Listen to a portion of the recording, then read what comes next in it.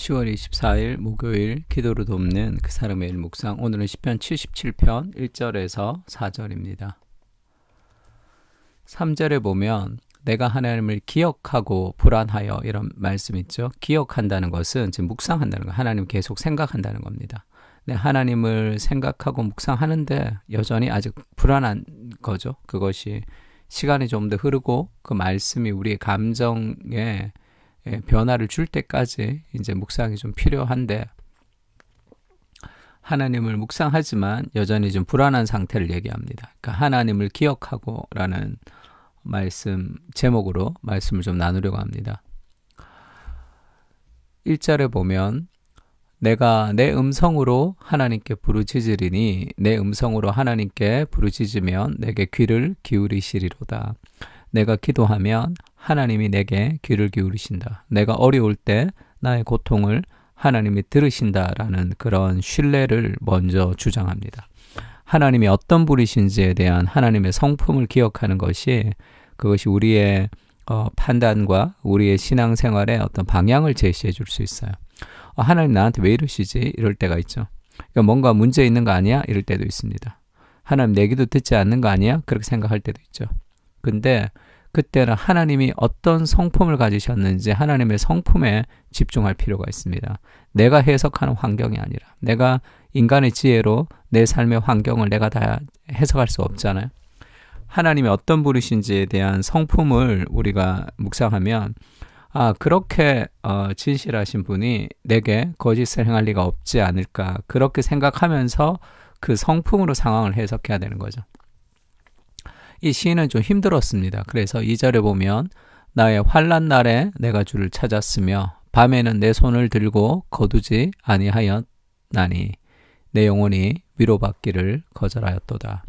환난 날에 주를 찾고 그렇게 했어도 굉장히 힘든 상황이 여전히 지속된다는 뜻입니다.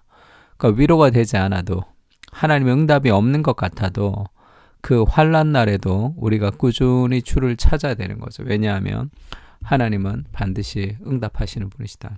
그 삶의 확신을 가지고 어렵지만 그 어려움을 주를 찾는 과정으로 삼아야 되는 거예요.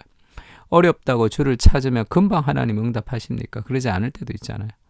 그 왜 그러는지, 왜 그러지 않는지 우리가 알 수 없지만 어쨌든 나를 사랑하시는 그분이 내 인생에 가장 귀한 것을 주시는 분이시기 때문에 환난을 하나님이 기뻐하지 않습니다. 내 죄로 인한 환난이라 할지라도 하나님이 그 환난을 기뻐하지 않아요. 그래서 그 하나님의 성품을 신뢰하면서 환난 날에 우리가 주를 찾아야 됩니다. 하나님의 성품에 대해서 오해하게 되면, 내가 판단하는 하나님을 해석하게 되면 하나님을 찾지 않게 돼요. 하나님 나한테 별로 좋지 않은 걸 주시는 분이시구나, 아주 인색한 하나님으로 생각하기가 쉽습니다. 두 번째는 묵상을 통해서 자기 자신과 대화하는 거예요. 생각하는, 하나님 말씀을 근거로 나와 생각하는 거죠. 그래서 이전의 시편에는 내 영혼아 어찌하여 불안해하고 낙심해하느냐, 내가 하나님이 있지 않느냐, 이렇게 하나님의 말씀을 근거로, 하나님을 근거로 내 영혼과 내 내면과 대화할 필요가 있습니다. 그래서 심리학에서도 이런 얘기 많이 하죠. 또 화가 났을 때 자신의 내면과 대화를 해라. 내가 왜 화났는지, 어땠는지, 그런 공간을 통해서, 자극과 반응 사이의 공간을 통해서 우리가 더 새로운 것을 창조할 수 있다, 이렇게 얘기합니다. 그것도 굉장히 유익하지만 내가 내 내면으로 생각하는 것은 뺑뺑 돌 수밖에 없죠. 근데 진리를 이렇게 가지고 와서 내 내면과 대화하는 거예요. 그러면 진리가 우리의 감정을 이끌어갑니다. 내가 하나님을 기억하고 할 때 묵상한다는 거예요. 불안하여 근심하니, 근데도 여전히 불안이 남아 있습니다. 그 묵상이 오래 시간이 걸려야 되겠죠. 내 심령이 상하도다. 주께서 내가 눈을 붙이지 못하게 하시니 내가 괴로워 말할 수 없나이다. 아주 그런 힘든 고통 상황 속에 하나님을 묵상하면서 계속 자신과 대화하면서 그렇게 지내고 있습니다. 팀 켈러가 시편에서 이 본문을 이렇게 해석을 했어요. 시편 기자는 금욕주의자처럼 폭풍우가 지나갈 때까지 이를 악물고 참지 않습니다. 그 고통을 막 참지 않는다는 거예요. 그냥 그렇게. 그렇다고 닥치는 대로 감정을 쏟아내지도 않습니다. 옛날 사람들은 막 참는 거가 미덕 같았다면 요즘 사람들은 이 감정을 쏟아내는 거, 그것을 이제 표현적 개인주의 시대이기 때문에 굉장히 마음에 있는 것들을 그대로 쏟아내는 것을 괜찮다고 생각하는 경향이 있습니다. 그래도 감정은 해결되지 않습니다. 하나님에 관한 진리로 생각과 감정의 초점을 모읍니다. 이게 뭐냐면 힘들다고 그냥 참는 것도 아니고 감정을 막 그냥 표출하는 것도 아니고 하나님의 진리에 맞춰서 내가 그 감정과 생각을 하나님의 진리에 맞춰서 해석하고 하나님께 토로하는 거예요. 하나님께 막 내 감정을 쏟아내는 기도를 하면서 하나님의 진리, 하나님의 성품을 가지고 이 상황을 계속 내 삶에 설득하고 대화하고 지금 그 과정을 하고 있는 거예요. 그것이 건강하게 고통을 이겨나가는 방식이라고 할 수 있습니다. 그러니까 시인이 그것을 보여주는 거죠.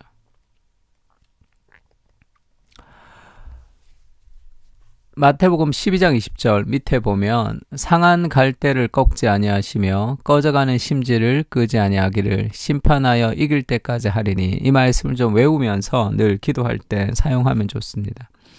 힘들 때 있죠. 저럴 때는 하나님 말씀 묵상해도 은혜가 잘 안 될 때도 있고 그런 삶의 여러 가지 어려움이 있을 때 더욱더 그렇습니다. 그러면 자기 자신이 어떤 자괴감 같은 게 들 때가 있어요.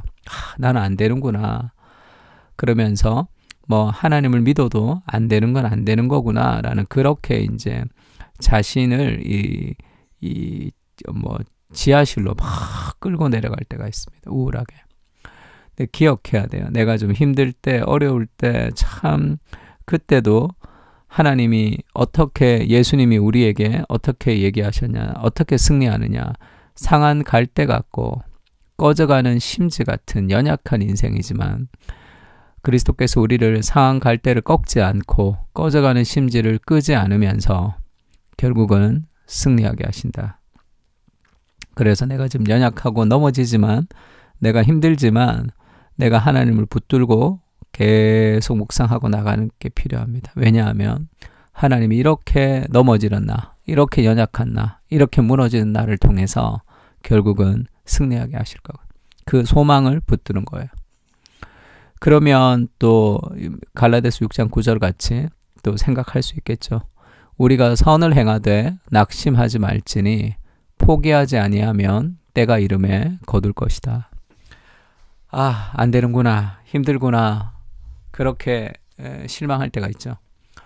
우리가 선을 행하되 낙심하지 말라, 포기하지 말라. 왜냐하면 하나님이 너와 함께 하신다. 지금 이 시편의 기자처럼 계속 묵상하는데 여전히 마음이 힘들잖아요. 그러나 하나님의 때가 오면 반드시 하나님 보상해 주십니다. 그 과정이에요. 그 과정도 성장의 과정입니다. 고난 속에서 묵상하면서 살아가는 것이 힘들지만 그것이 우리에게 꼭 필요하기 때문에 하나님이 허락하시는 겁니다.